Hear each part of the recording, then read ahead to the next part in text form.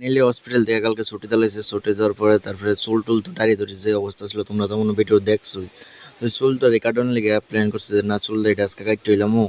তো এই বাইরে গেছি, বাড়িতে বাইরে এসে বান্দের এটা হচ্ছে আগরতলা বান্দের পাড়ের সামনে আর কি, এটা তোমরা হচ্ছে মেলার মাঠ।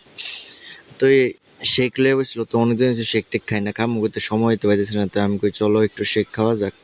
তো আমি কই ভাই একটা কাজু মিক্স শেক বানাই দেবো ভালো করে। তো তাই না কাজু মিক্স শেক টেক সুন্দর করে বানাই দিছে, খাইতে যে একটা টেস্ট লাগে, আমি আবার 2টা ফ্লেভার আইসক্রিমও দিছে দিয়ে টেসে। তারপরে চুল কাটতাম বয়ে গেছি গা আগরতলা সিটি সেন্টার একতলার উপরে চুল কাটতেছে। আর আমি সবসময় বাইরের কাছে চুল কাটি, আজ কাটতে চুল কাটি। আমি যখন ক্লাস 8-এ পড়তাম তখন থেকে বাইরে চুল কাটতাম। আর আগের দিনে ফলো যেভাবে ছাত্রীরা যেভাবে চুল রাখতো দেওয়া কি অবস্থা, আমি কি দাঁড়াও একটু চুল আগের দিনে দেখাই কেমন লাগে। তারপরে চুল টুল কাটতে একবার ফিনিশ যে আমি অ্যাকচুয়ালি চুল দাঁড়া করি না ভাই, একটু দাঁড়া করেছি। আমি ভাই চুল টুল করে নামাই দিও, আমার এটা ভালো লাগে না। হয়েছে না না ভাই ঠিক আছে। আর আমি সবসময় ভাই চুল কাটি, ফিনিশিং টেনশন সব